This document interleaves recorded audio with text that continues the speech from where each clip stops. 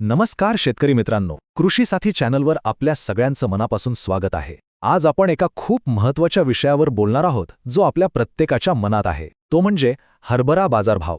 बाजारात सध्या जी काही उलथापालथ सुरू आहे ती पाहून आपल्या मनात खूप गोंधळ आहे, नाही का? एका दिवशी भाव वाढतो, दुसऱ्या दिवशी खाली येतो. नक्की काय होणार? आपला माल कधी विकायचा? चांगला भाव मिळेल की नाही? या सगळ्या प्रश्नांचं उत्तर आपण आजच्या या सविस्तर विश्लेषणात शोधणार आहोत. त्यामुळे पुढे जाण्याआधी एक छोटीशी विनंती. जर तुम्ही पहिल्यांदाच कृषी साथीवर आला असाल तर चॅनलला सबस्क्राईब करायला विसरू नका आणि तो जो बेल आयकॉन आहे ना तो पण दाबून ठेवा, म्हणजे रोजच्या रोज बाजाराची ताजी माहिती थेट तुमच्या मोबाईलवर पोहोचेल. आपल्या सगळ्यांच्या मनात सध्या एकच मोठा प्रश्न घर करून बसलाय. रात्रंदिवस एकच चिंता सतावतीये की आपण एवढ्या कष्टाने रक्ताचं पाणी करून ऊन पावसाची पर्वा न करता जो हरभरा पिकवलाय त्याला बाजारात योग्य तो भाव मिळणार की नाही. बाजारात सध्या जे काही सुरू आहे ते पाहून भीती वाटतीये. भाव वाढणार की अजून खाली येणार? कधी विकला तर 4 पैसे जास्त मिळतील? याच प्रश्नाचं उत्तर, याच चिंतेवरचा उपाय आपण आजच्या या विश्लेषणात शोधणार आहोत. सध्या बाजारातली परिस्थिती पाहिली ना तर ती खूपच विचित्र आणि गोंधळाची आहे. म्हणजे महाराष्ट्राच्या वेगवेगळ्या बाजारपेठांमध्ये भावांमध्ये इतकी प्रचंड तफावत दिसतीये की विचारू नका. एका ठिकाणी शेतकऱ्याला अगदीच मातीमोल भावाने हरभरा विकावा लागतोय तर दुसरीकडे त्याच हरभऱ्याला सोन्याचा भाव मिळतोय. यामुळे होतंय काय तर आपल्या शेतकरी बांधवांमध्ये एक मोठा संभ्रम निर्माण झालाय आणि चिंता तर आहेच. नेमका खरा भाव कोणता मानायचा हेच कळेनासं झालंय. चला तर मग आता जास्त वेळ न घालवता थेट मुद्द्यावर येऊया. बाजाराची ही जी सध्याची परिस्थिती आहे ती नेमकी काय आहे हे आपण एकदम सोप्या भाषेत टप्प्याटप्प्याने समजून घेऊया. येथे बघा, बाजाराचं खरं चित्र तुमच्या डोळ्यासमोर आहे. एका बाजूला आहे बाजारातलं वास्तव. खामगाव, शिरपूरसारख्या बाजारपेठांमध्ये हरभऱ्याला फक्त 4,500 रुपयांपर्यंतचा किमान भाव मिळतोय. विचार करा किती कमी भाव आहे हा.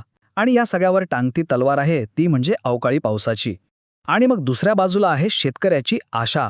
आशा ही आहे की व्यापाऱ्यांकडून चांगल्या दर्जेदार मालाला जोरदार मागणी आहे आणि त्यामुळेच भाव 7,000 रुपयांच्या वर जाण्याची शक्यता आहे. म्हणजे बघा, एकाच वेळी 4,500ची भीती आणि 7,000ची आशा, ह्याच संघर्षात आपला शेतकरी अडकलाय. आता आपण सुरुवात करूया मराठवाड्यापासून. मराठवाडा हा हरभरा उत्पादनातल्या महत्त्वाचा भाग आहे. तर 18 मार्चच्या अहवालानुसार तिथल्या बाजारपेठांमध्ये नेमकी काय परिस्थिती होती, भावांची काय स्थिती होती ते आपण सविस्तरपणे पाहूया. बरं, आता मराठवाड्यातले आकडे लक्ष देऊन बघा. छत्रपती संभाजीनगरमध्ये मालाची आवक मध्यम होती, त्यामुळे भाव 5,450 ते 5,700 रुपयांच्या दरम्यान स्थिर होते. जालन्यामध्ये काय झालं तर मालाचा दर्जा सुधारत होता, त्यामुळे व्यापाऱ्यांनी भाव थोडे वाढवून दिले आणि बाजार 5,800 पर्यंत पोहोचला. पण बीडमध्ये वेगळीच परिस्थिती होती. तिथे अवकाळी पावसाची भीती होती, त्यामुळे शेतकऱ्यांनी माल बाजारात कमी आणला, आवक घटली आणि भाव 5300 ते 5650च्या घरात राहिले. आणि लातूरमध्ये तर मालाची मोठी आवक होऊनही भाव 5,900 पर्यंत टिकून होते. याचा अर्थ काय? याचा अर्थ तिथे मागणी खूपच जबरदस्त आहे. मराठवाड्यातल्या इतर बाजारपेठा पाहिल्या तर चित्र जवळपास सारखंच आहे. धाराशिवमध्ये नवीन मालाला चांगली मागणी असल्यानं भाव 5750 पर्यंत गेले. नांदेड आणि परभणीमध्ये बाजार स्थिर होता आणि भाव टिकून राहण्याची शक्यता होती. हिंगोलीतही स्थानिक आवक संतुलित होती, म्हणजे जेवढा माल येत होता तेवढी मागणी होती, त्यामुळे भावात फार मोठी चढउतार नव्हती. म्हणजे सगळं बघितलं तर एक गोष्ट स्पष्ट होते की मराठवाड्यात परिस्थिती बऱ्यापैकी स्थिर होती, भाव टिकून होते, पण सगळ्यांच्या डोक्यावर अवकाळी पावसाची चिंता कायम होती. पण थांबा, गोष्ट इथेच संपत नाही. हे तर झालं फक्त मराठवाड्याचं चित्र. मराठवाड्यात जरी बाजार स्थिर वाटत असला तरी संपूर्ण महाराष्ट्रात हीच परिस्थिती आहे का? अजिबात नाही. राज्याच्या इतर भागांमध्ये काय घडतंय, तिथले भाव काय आहेत हे पाहिल्यावरच आपल्याला बाजाराचा खरा अंदाज येईल आणि मगच आपण योग्य निर्णयापर्यंत पोहोचू शकू. आता हे आकडे बघा. हे 21 मार्चचे भाव आहेत आणि हे आकडे बघून धक्काच बसतो, नाही का?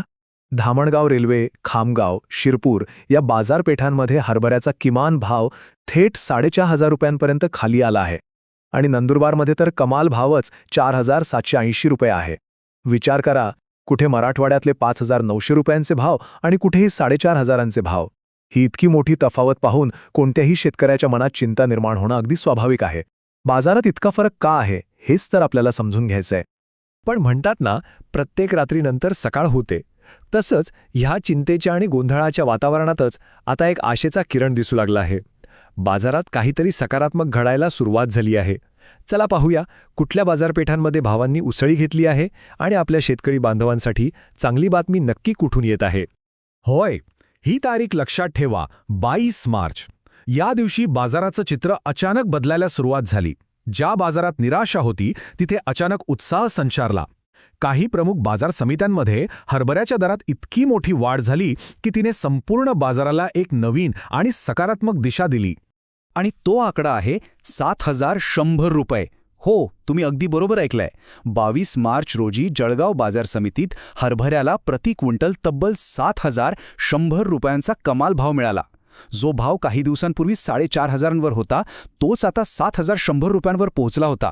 हा आकडा शेतकऱ्यांच्या मनातल्या आशा नक्कीच पल्लवित करणारा आहे. आता या आलेखाकडे जरा लक्ष द्या. हा आलेख बाजारातली तफावत अगदी आरशासारखी स्पष्ट दाखवतो. एका टोकाला आहे खामगावचा 4,500 रुपयांचा किमान भाव, जो आपल्याला निराश करतो. मधोमध आहे मराठवाड्यातला साधारण 5,600 रुपयांचा सरासरी भाव, जो स्थिर आहे. आणि मग दुसऱ्या टोकाला आहे जळगावचा 7,100 रुपयांचा उच्चांकी भाव, जो आपल्याला नवी उमेद देतो.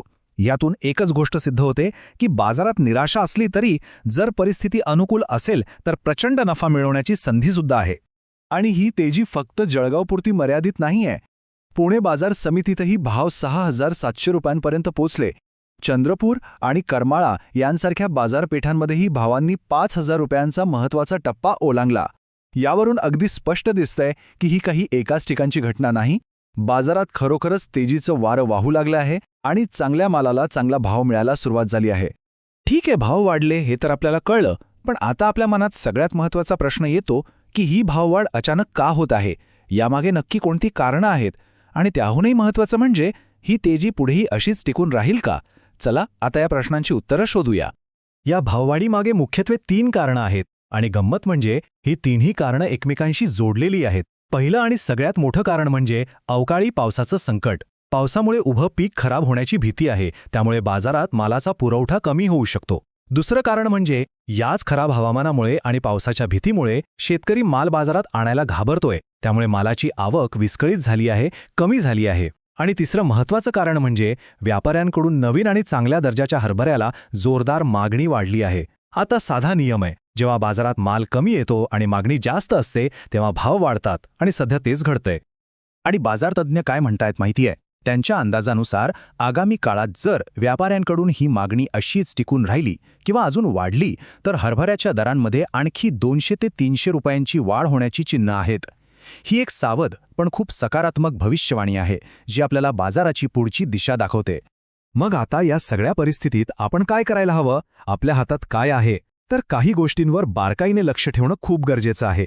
सगळ्यात आधी आपल्या भागातील हवामानाचा अंदाज रोजच्या रोज घेत रहा. दुसरं, आपल्या जवळच्या बाजार समितीमध्ये रोज किती माल येतोय म्हणजे आवक किती आहे याची माहिती ठेवा. तिसरं आणि सगळ्यात महत्त्वाचं, आपल्या मालाचा दर्जा तपासा. तो स्वच्छ, चांगला वाळलेला आहे ना याची खात्री करा, कारण चांगल्या मालालाच चांगला भाव मिळतो. आणि चौथं, व्यापाऱ्यांकडून मागणी कशी आहे यावर सतत लक्ष ठेवा. या संपूर्ण विश्लेषणाचा सार काय? तर एकच गोष्ट लक्षात ठेवा, बाजारात चांगला भाव मिळवण्याची संधी नक्कीच आहे, पण घाई करून किंवा घाबरून माल विकला तर नुकसान होऊ शकतं. अभ्यास करून माहितीच्या आधारावर योग्य वेळ साधणं, योग्य वेळी योग्य निर्णय घेणं हेच सगळ्यात महत्त्वाचं आहे.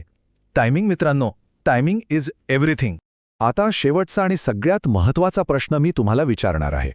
बाजारात येणाऱ्या या तेजीचा, या संधीचा फायदा घेण्यासाठी आपण, आमचा शेतकरी बांधव तयार आहे का? योग्य माहिती, योग्य नियोजन आणि योग्य रणनीती वापरून या संधीचं सोनं करण्यासाठी आपण सज्ज आहोत का याचा विचार नक्की करा. बाजारातील अशाच प्रकारच्या सखोल आणि सविस्तर विश्लेषणासाठी आणि शेतीशी संबंधित महत्त्वाच्या माहितीसाठी कृषी साथी यूट्यूब चॅनलला सबस्क्राईब करायला अजिबात विसरू नका. ही माहिती आपल्याला उपयोगी वाटली असेल तर ती इतर शेतकरी बांधवांपर्यंत पोहोचावी यासाठी नक्की शेअर करा, कारण ज्ञान वाटल्याने वाढतं. धन्यवाद.